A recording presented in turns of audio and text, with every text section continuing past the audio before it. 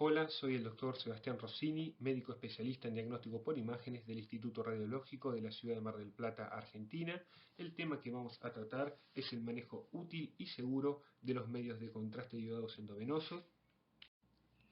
El objetivo de la siguiente charla es dar a conocer las normativas para el uso de los medios de contraste endovenoso previo y durante la realización del estudio, y dar a conocer las guías de utilización de los medios de contraste endovenoso que disponemos en la actualidad. Primero de todo quiero recomendar la bibliografía que corresponden precisamente a las guías actuales que disponemos para el uso de los medios de contraste endovenosos, que corresponde a la versión 9 de la guía del Colegio Americano de Radiología, a la versión 8 de la guía europea de uroradiología y al consenso argentino que fue realizado por múltiples sociedades. Todas estas guías se disponen gratuitamente en Internet.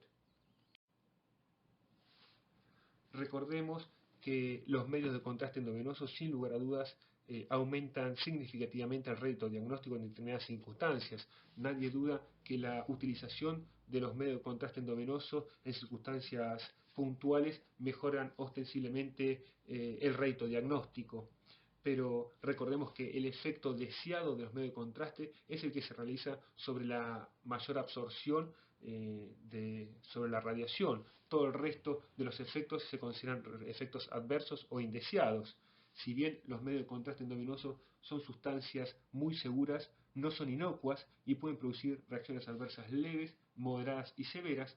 Por suerte, las reacciones adversas severas son muy infrecuentes, con una incidencia del 0,02 o 0,04% según las diferentes publicaciones, y los óbitos son muy infrecuentes, con un óbito cada 10.000 o 75.000 pacientes según lo publicado. Pero lo que sí es importante es que el correcto manejo y utilización de los medios de contraste disminuye en forma significativa la morbimortalidad en su uso. No tenemos que dejar librado al azar la presencia de reacciones adversas moderadas o severas, sino que tenemos que intervenir en forma activa para disminuir el riesgo en su utilización. Es importante saber que existe un grupo de medidas o normativas que uno tiene que realizar previo a la realización del estudio, otras que se realizan durante la realización de la tomografía y otro grupo de medidas o conductas que uno puede tomar posteriores a la realización del estudio. Estas últimas están más relacionadas con el manejo de las reacciones adversas y va a ser un tema que no vamos a tocar en esta charla. En esta charla vamos a hablar de los manejos o normativas que debemos tomar previo a la realización del estudio y durante la realización de la tomografía.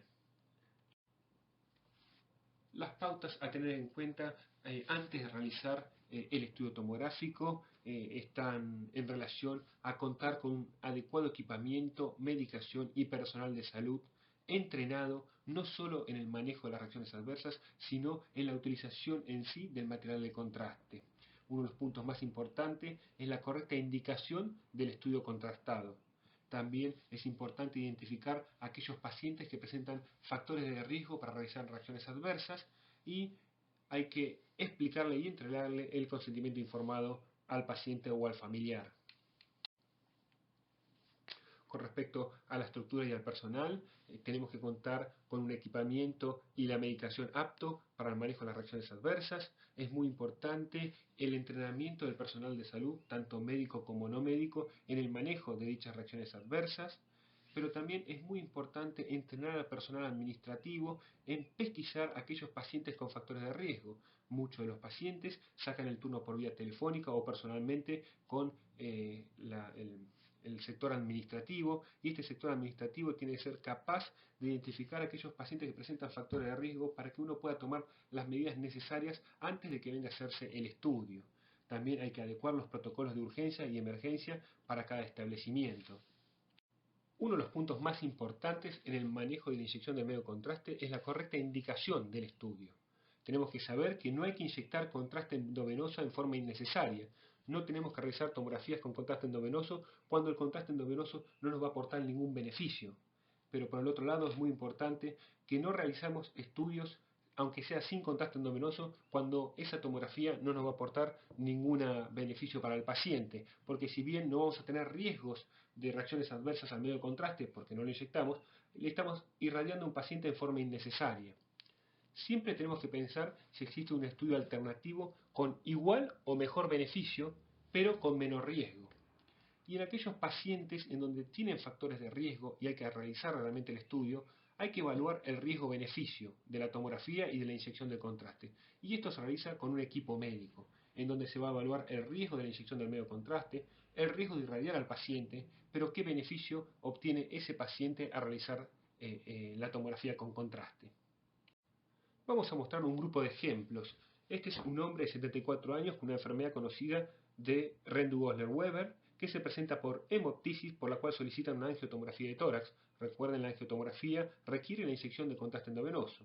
Fíjense las clásicas lesiones mucocutáneas que presentaba el paciente, principalmente a nivel de la lengua, y además traía un estudio previo, que era una tomografía de abdomen y pelvis con contraste endovenoso, que evidenciaban múltiples fístulas capilares a nivel hepático, característica de esta enfermedad.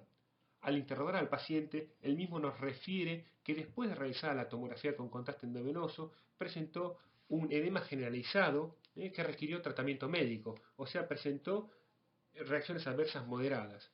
Lo primero que tenemos que preguntarnos es si requerimos realmente inyectar contraste endovenoso, debido a que es un paciente con riesgo, para tratar de estudiar a este paciente con hemoptisis, en donde la tomografía va a tener la finalidad de buscar fístulas pulmonares. Sería, ¿podríamos ver las fístulas pulmonares sin la inyección del contraste endovenoso? Y la respuesta es sí. En este paciente no se justificaría la inyección de contraste endovenoso debido al riesgo de realizar reacciones adversas debido a sus antecedentes. Y fíjense que la tomografía sin contraste endovenoso, la tomografía multidetector con las secuencias MIP, pueden visualizar fácilmente la presencia de fístulas arteriovenosas e incluso tomar las medidas respectivas que se requieren para su terapéutica. Otro ejemplo, una mujer de 26 años, asintomática, asmática medicada, que en una ecografía de chequeo se descubre una lesión focal hepática, por lo que solicitan una tomografía con contraste endovenoso. Antes de realizar el estudio tenemos que tener en cuenta que esta paciente tiene factores de riesgo para realizar reacciones adversas al medio de contraste. Entonces lo primero que tenemos que preguntarles es si existe un estudio con igual o mejor eficacia que la tomografía con contraste endovenoso, pero que tenga mucho menor riesgo. Y en este caso puntual, sí. ¿Qué estudio sería? La resonancia magnética. En este caso no se realizó la tomografía con contraste endovenoso, sino que se realizó una resonancia magnética trifásica con contraste, con gadolinio. Y claramente presenta iguales o mejor beneficio para la caracterización de dicha lesión focal, que se caracteriza por ser isointensa, en secuencias T1 y T2, presentar un realce en fase arterial y homogéneo en fase portal, bien característico de una hiperplasia neural focal. Pero por el otro lado vamos a ver dos ejemplos también. Uno, un paciente con antecedente de SEA colon de reciente diagnóstico, sin factores de riesgo para la inyección del medio contraste, pero que en la ecografía se ve una lesión focal y solicita una tomografía sin contraste endovenoso. Y por el otro lado, otro paciente que en una ecografía de control se le descubre una lesión focal renal y no tenía factores de riesgo para la inyección del medio contraste y nuevamente solicitan una tomografía pero sin contraste endovenoso. En los dos casos, uno para caracterizar una lesión focal hepática y otro para una focal renal, piden la tomografía sin contraste endovenoso. La realización de los estudios sin contraste endovenoso no implicaría un riesgo para realizar reacciones adversas, debido a que no inyectamos el contraste endovenoso. Pero bien sabemos que la realización de estos estudios sin contraste no presentaría ninguna utilidad para el paciente y lo estaríamos irradiando de gusto. Fíjense, en la lesión focal hepática veríamos que es una lesión sólida, pero no la podríamos caracterizar, entonces el estudio sería indeterminado. Y incluso en la lesión focal renal, fíjense que ni siquiera se puede visualizar en la tomografía sin contraste endovenoso, y entonces el estudio todavía es peor, sería con un diagnóstico inadecuado, porque saldría con un estudio negativo. Entonces, en estos casos, realmente sí se justifica la inyección del contraste endovenoso. Fíjense, cuando le inyectamos el contraste endovenoso, la lesión focal hepática presenta un realce periférico y globular, bien característico del hemangioma, y en la lesión focal renal claramente es visible cuando inyectamos el contraste endovenoso y corresponde a una lesión sólida por un tumor. ¿Cuáles son los factores de riesgo para las reacciones adversas a los medios de contraste endovenosos? El más importante de todos es los antecedentes de reacciones adversas moderadas o severas previas. Estos pacientes presentan un riesgo mayor, 5 o 6 veces mayor, de repetir una reacción adversa. También, pero con menos importancia, se encuentran el asma o la hiperreactividad bronquial, las alergias, pero no cualquier alergia, sino aquellas que requieran tratamiento médico. Es importante saber que las alergias a los pescados, moluscos, crustáceos, yodo, povidona, chocolate, no son factores de riesgo diferentes al resto de las alergias. Y fíjense lo que dice el Colegio Americano de Radiología, que incluso con ausencia de factores de riesgo, un paciente puede realizar reacciones adversas. Con respecto a los test de alergia, recordemos que las reacciones adversas son idiosincráticas o anafilactoides y son independientes de la dosis administrada. Lo puede realizar incluso con pequeñas dosis. Ya existen varios trabajos que demuestran que los test de alergia no presentan ningún beneficio y es más, implica un riesgo para el paciente porque esa pequeña dosis de yodo que uno le aplicaría en el brazo ya puede desencadenar una reacción anafilactoide.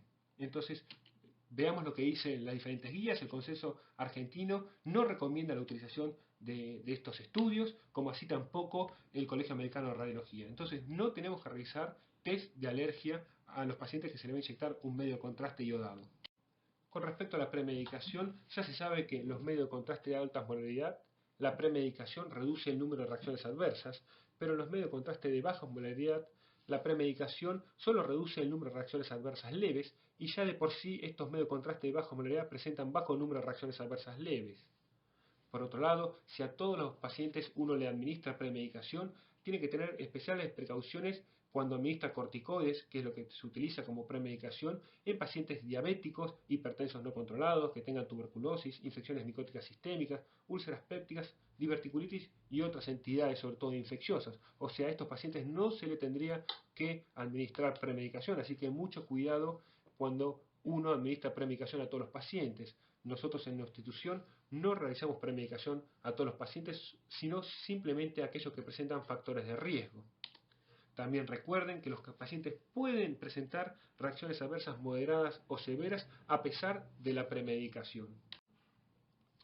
Si uno requiere realizar una premedicación, como repito, nosotros lo realizamos solamente en aquellos pacientes con factores de riesgo. Hay dos opciones de premedicaciones programadas. Una es con prednisona, que se le da 50 miligramos, 13, 7 y 1 hora previo al estudio por vía oral, sumado a difenilamida, 25 o 50 miligramos, 1 hora previa por vía oral, endovenosa o intramuscular.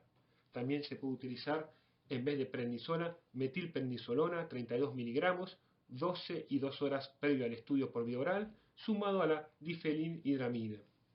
Como premedicación en urgencia, podemos utilizar la hidrocortisona, 200 miligramos por vía endovenosa, pero recordemos que siempre tiene que ser administrada como mínimo 1 hora previa al estudio y se puede repetir cada 4 horas hasta la realización del estudio, sumado a la difenhidramida, 25 a 50 miligramos por vía oral intramuscular endovenosa, pero nuevamente como mínimo 1 hora antes de realizar el estudio. Y es recomendable realizar la premedicación en pacientes con antecedentes de reacciones adversas moderadas o severas. ¿Qué medidas tenemos que tener en cuenta cuando nos solicitan un estudio contrastado en un paciente de alto riesgo? Lo primero de todos es considerar un estudio alternativo, pero recordemos que tenga igual o mejor eficacia diagnóstica. Segundo es cambiar el medio de contraste iodado a uno de baja osmolaridad.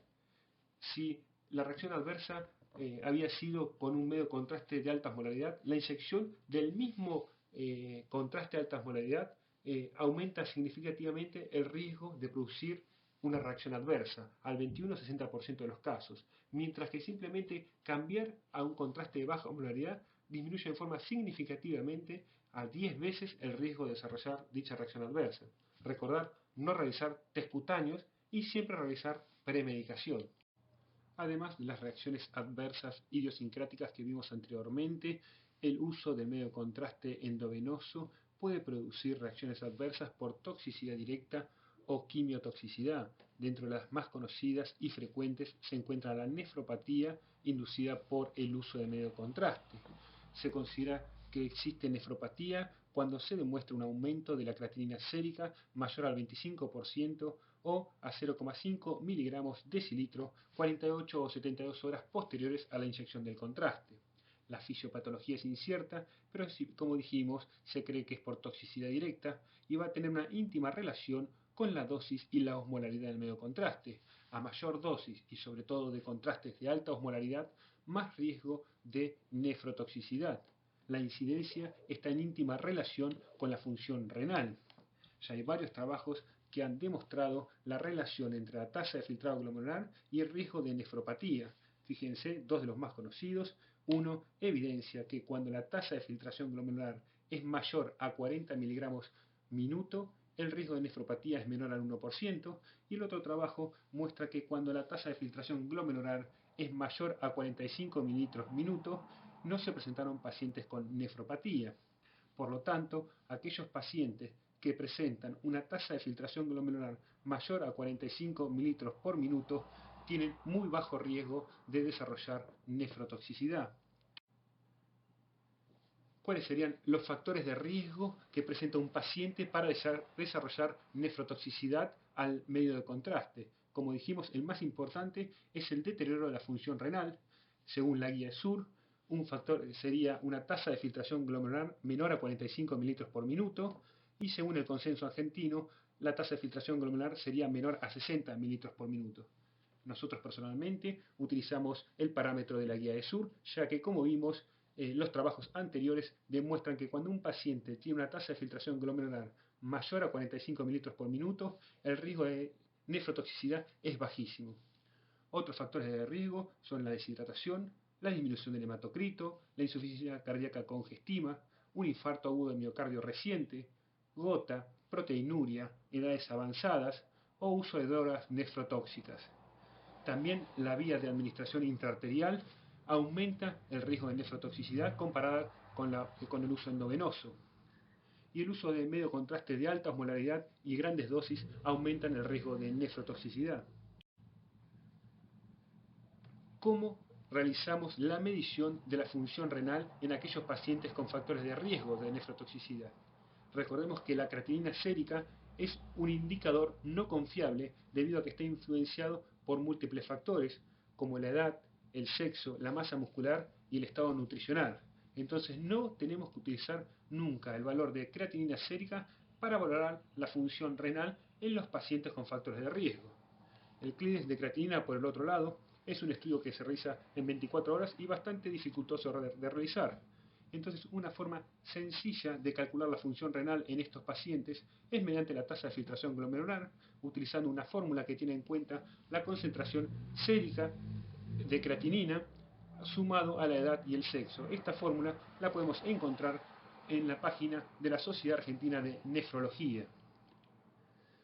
Fíjense, la guía del Colegio Americano de Radiología recomienda estudiar la función renal solamente en aquellos pacientes que presenten factores de riesgo de nefrotoxicidad y no en toda la población en general.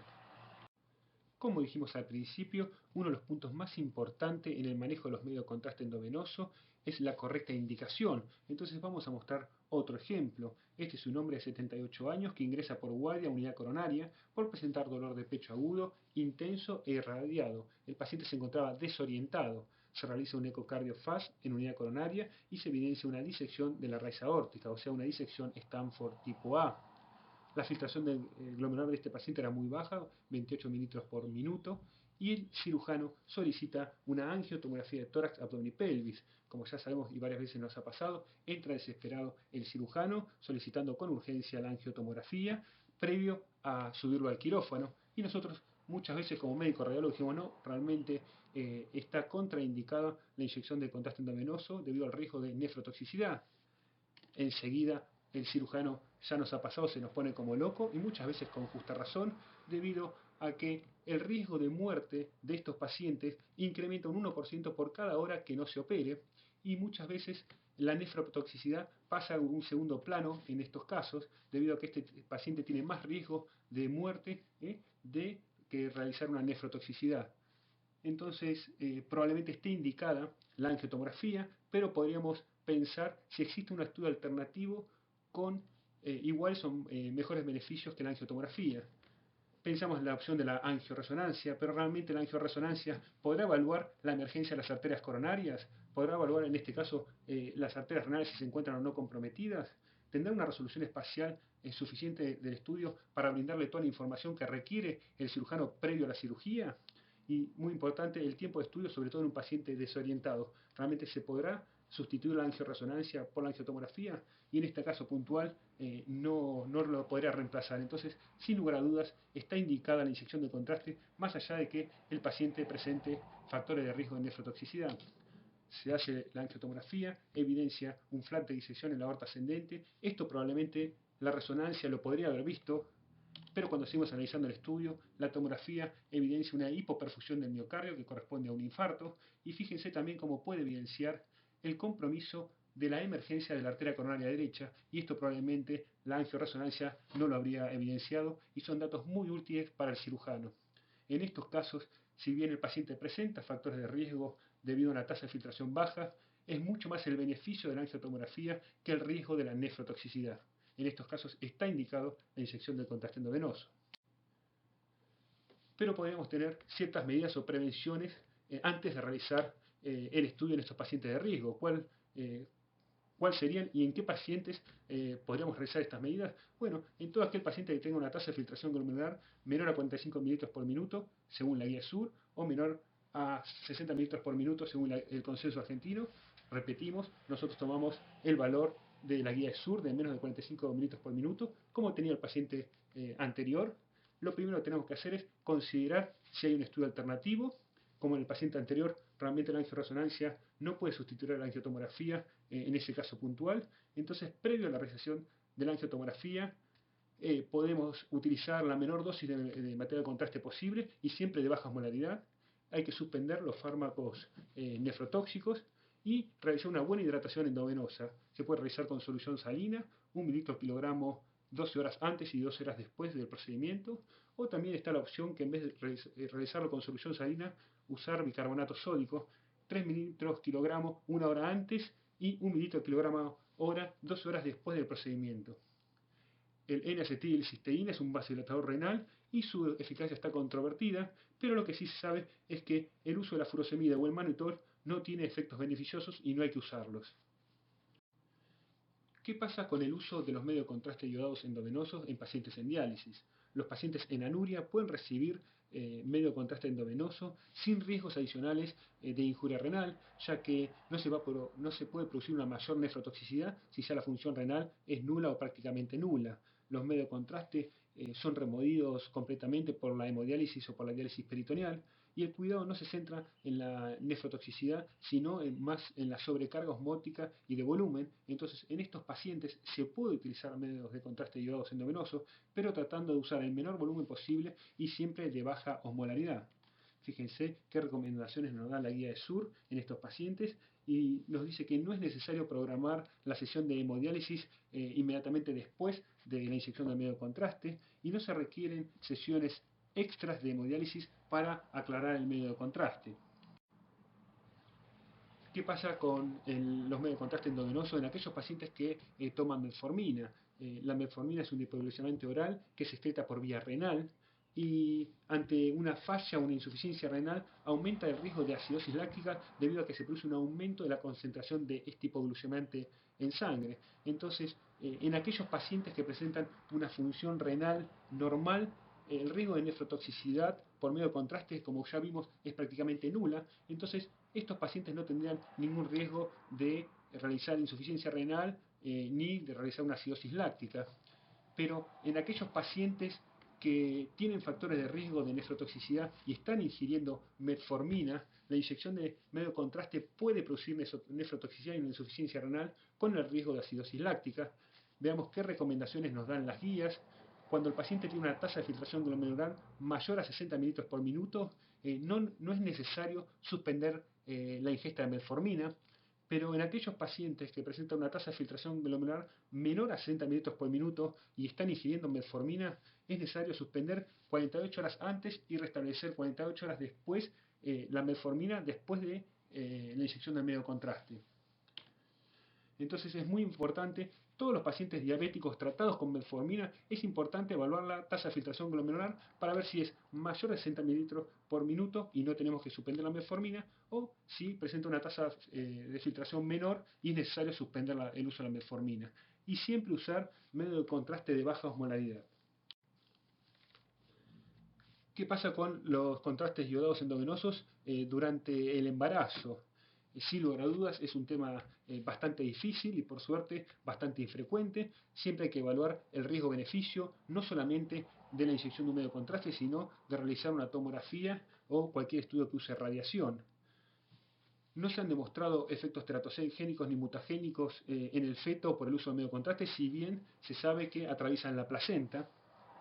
Y por suerte no hay muchas indicaciones para realizar una tomografía con contraste endovenoso en mujeres embarazadas. En nuestro uso personal, una de las indicaciones que se nos presenta, por suerte no muy frecuentemente, es la búsqueda de un tromboembolismo pulmonar. Una paciente embarazada con riesgo clínico elevado de tromboembolismo pulmonar, que presenta obvio un ecodoppler de miembros inferiores negativo, un ecocardiograma negativo. Entonces nos solicitan, debido a estos altos factores de riesgo, una angiotomografía. Si bien el riesgo de la angiotomografía con respecto a la radiación y el uso del medio de contraste es elevado y nadie le quiere hacer una tomografía a una mujer embarazada, el no tratamiento de un tromboembolismo pulmonar eleva mucho la mortalidad de estos pacientes, siendo la tercera causa de muerte de origen cardiovascular. Y por el otro lado, tratar en forma innecesaria con anticoagulantes a una mujer embarazada no es inocuo, y recordemos que tiene la anticoagulación, y sobre todo durante 6 meses, 15% de complicaciones moderadas a severas, y además de cambios en el estilo de vida. Sin lugar a dudas, en este escenario está indicada la angiotomografía.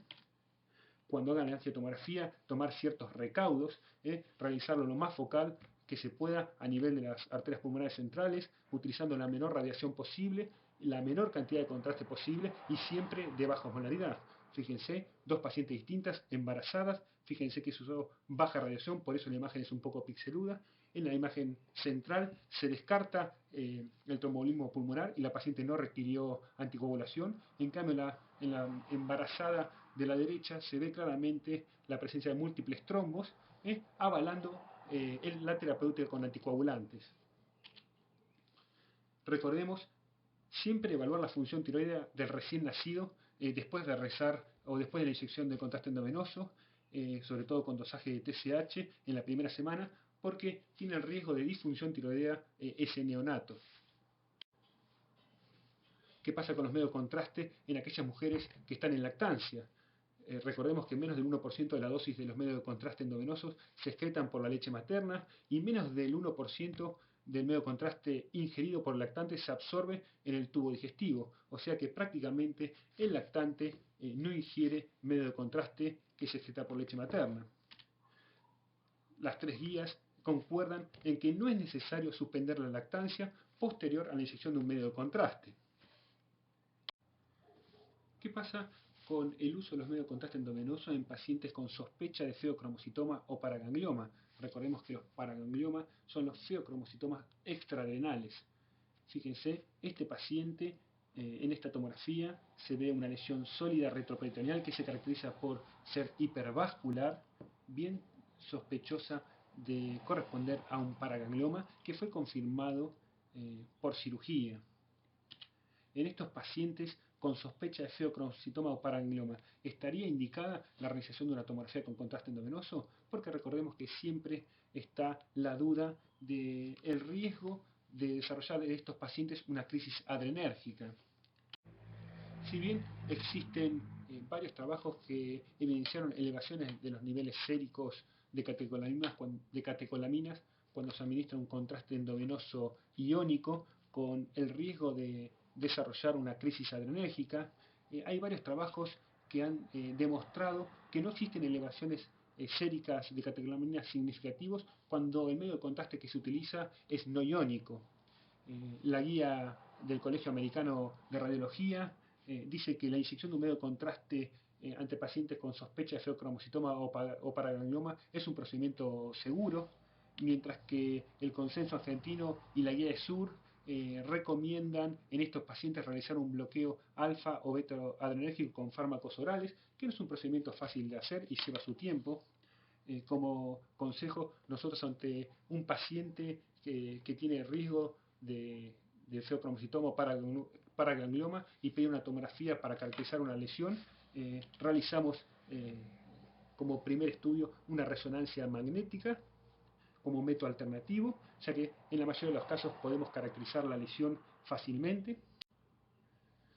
Pero si se nos presenta un paciente que presenta un antecedente de feocromocitoma, sobre todo un feocromocitoma maligno, que recordemos que son el 10% de los casos, y nos solicita una tomografía de tórax, abdomen y pelvis con contraste endovenoso, la realizamos como en este caso, fíjense, múltiples lesiones hipervasculares a nivel hepático, también una lesión retroperitoneal hipervascular de gran tamaño, cerca del hilio hepático, corresponde al paraganglioma, incluso implantes hipervasculares.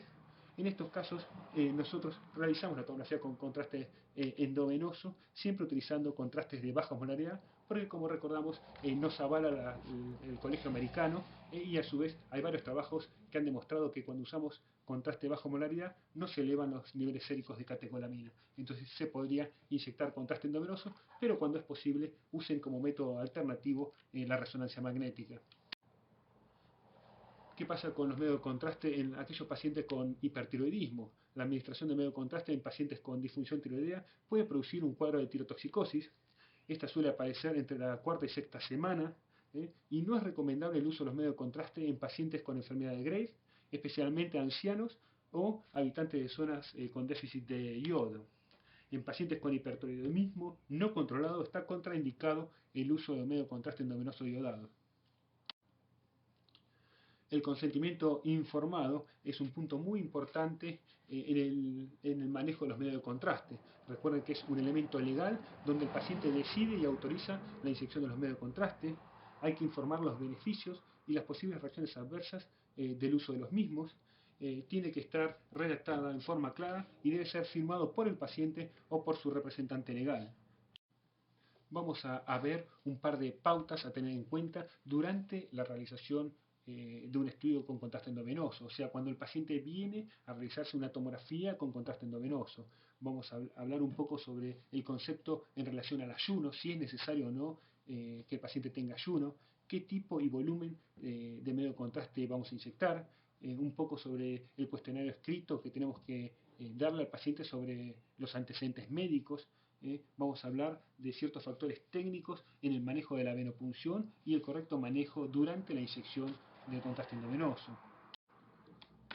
Con respecto al ayuno, hay muchas instituciones que previo a la inyección del contraste endovenoso le dicen al paciente que realice un ayuno de 8 a 12 horas, generalmente basado en una premisa de disminuir el riesgo de estado nauseoso o de vómitos, y si vomita, de disminuir el riesgo de aspiración. Primero de todo, si estos pacientes vomitan, no tiene por qué aspirarse, debido a que son pacientes que están conscientes, no son pacientes anestesiados.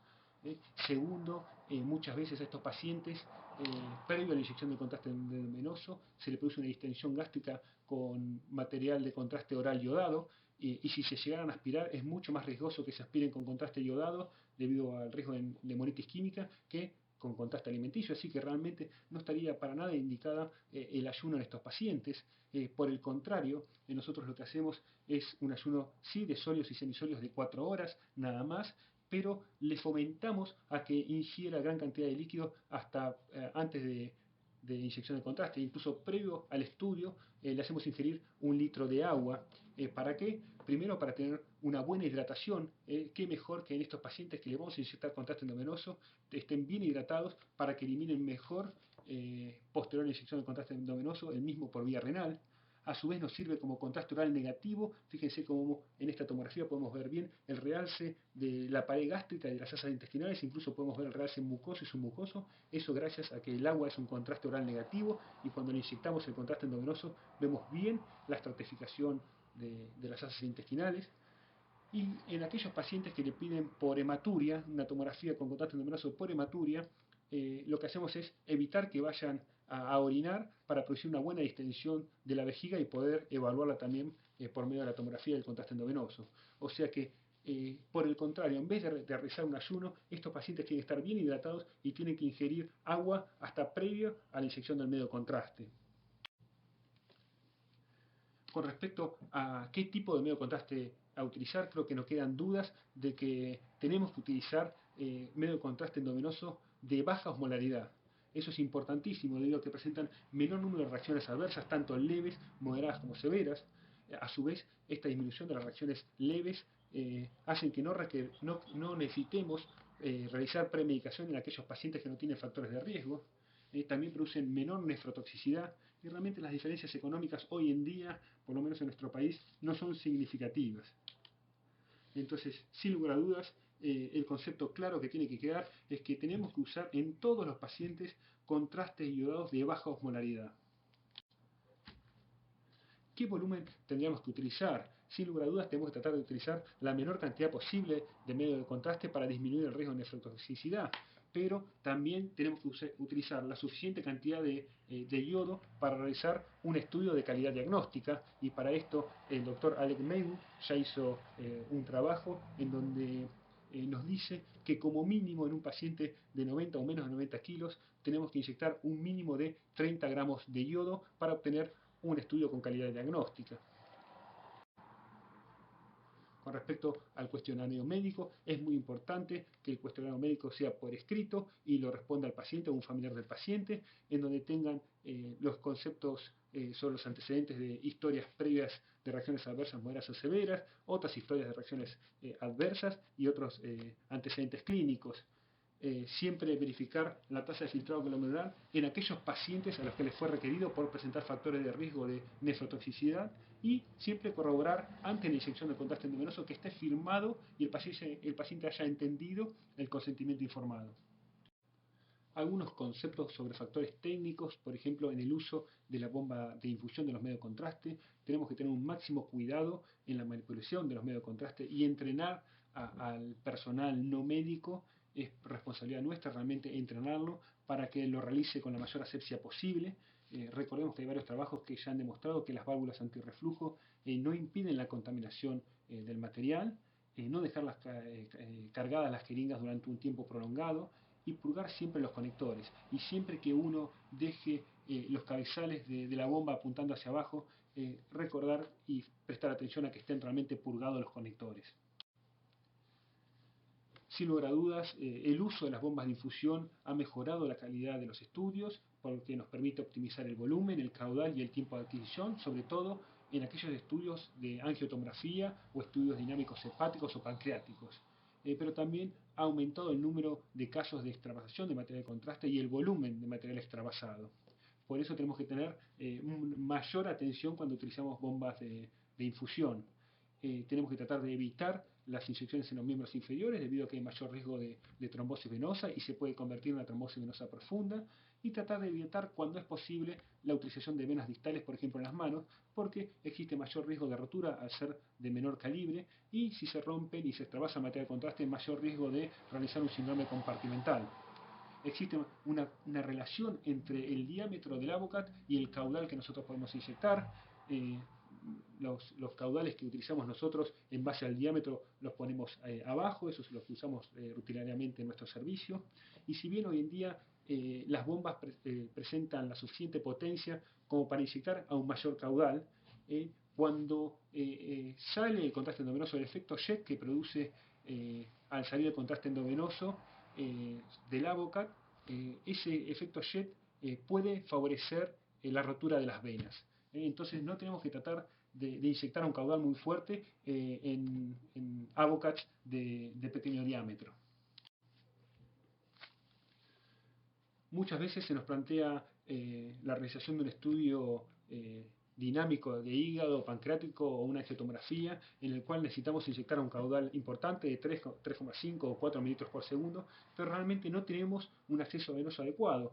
Para inyectar este caudal necesitaríamos por lo menos un Avocat de 20 o de 18 sería lo ideal, pero muchas veces no tenemos un acceso venoso adecuado. ¿Cómo podríamos solucionar el tema? Bueno, un consejo que nosotros lo hemos implementado y nos ha sido muy útil es poner dos accesos venosos y a través de un catéter en el cual presenta dos machos, inyectar a través de dos venopunturas diferentes. Y entonces, poniendo dos Avocat de pequeño calibre, por ejemplo 24, podríamos inyectar a un caudal de 3, 3,5 tranquilamente, y así podríamos realizar el estudio de alto caudal.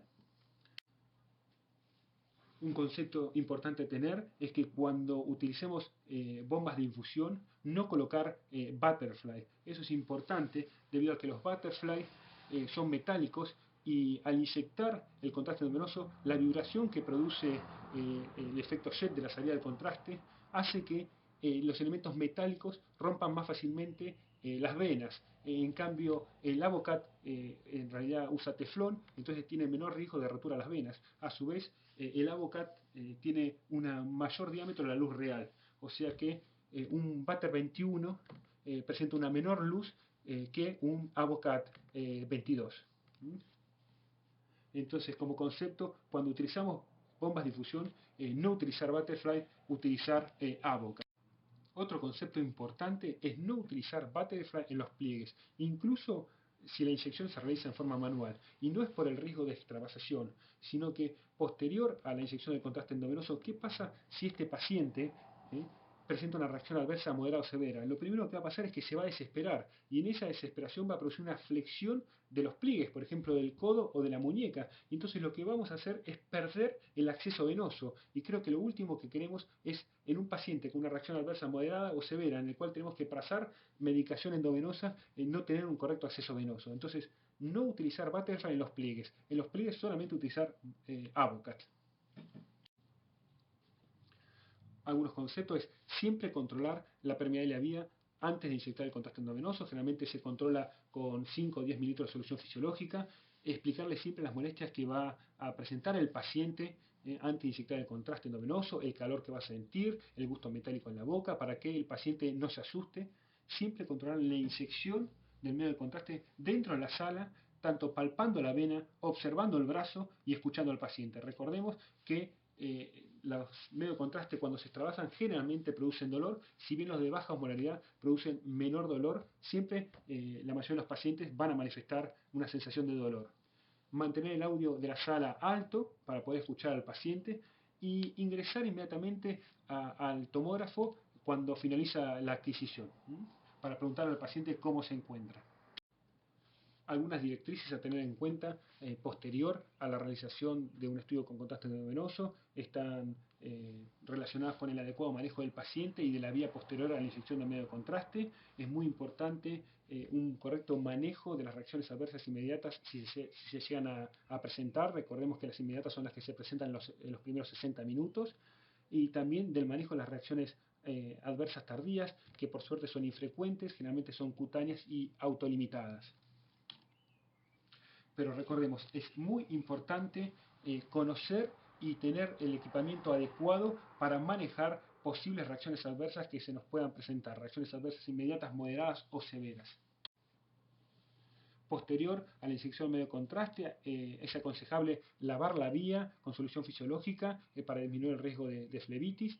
Siempre dejar colocada la vía durante 15 o 20 minutos como mínimo. Recordemos que el 70% de las reacciones inmediatas se producen en los primeros 5 minutos y el 96% en los primeros 20 minutos. Entonces, siempre dejar la vía colocada durante 10 a 15 minutos y por lo menos el paciente tiene que permanecer en el establecimiento durante 20-30 minutos para poder pesquisar si se llegan a presentar estas reacciones adversas inmediatas.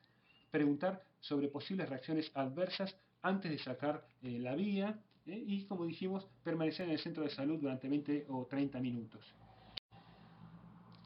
Muy poquito vamos a hablar sobre la extravasación de los medios de contraste. Recordemos que cuando se extravasa medio de contraste produce un daño tisular y el daño tisular es mayor con los contrastes iónicos que con los contrastes no iónicos de baja osmolaridad. Lo primero que tenemos que evaluar es qué cantidad de medio de contraste se extravasó. Generalmente si se extravasó muy poquito medio de contraste no requieren tratamiento médico, pero si la extravasación del medio de contraste es significativa, tenemos que realizar ciertas indicaciones, como por ejemplo elevar el miembro afectado para disminuir la presión hidrostática. Aplicar frío, alguna gente aplica calor, pero generalmente se aconseja aplicar frío como efecto analgésico y antiinflamatorio. Nosotros damos la ingesta de AINES, sobre todo para hacer un efecto antiinflamatorio y también antiagregante para disminuir el riesgo de tromboflebitis. Siempre darle al paciente pautas de alarma con respecto a la perfusión de los dedos, si siente frío, si siente dolor, si se le ponen azules, que consulte en forma rápida con el servicio. Y ante cualquier duda, hacer una rápida consulta ante un cirujano. Como conclusión, el correcto manejo y utilización de los medios de contraste disminuye en forma significativa la mortalidad de los pacientes. Asegurar la correcta indicación del uso del medio de contraste es uno de los puntos más importantes. Minimizar los riesgos de reacciones adversas y estar preparado para afrontar las reacciones adversas si se llegan a presentar. Para concluir, nuevamente les aconsejo que lean las diferentes guías que disponemos en la actualidad, como son la del Colegio Americano de Radiología, la guía de la Sociedad Europea de Uroradiología y el Consenso Argentino. Bueno, muchas gracias, espero que les haya sido de utilidad y ante cualquier pregunta les dejo mi mail.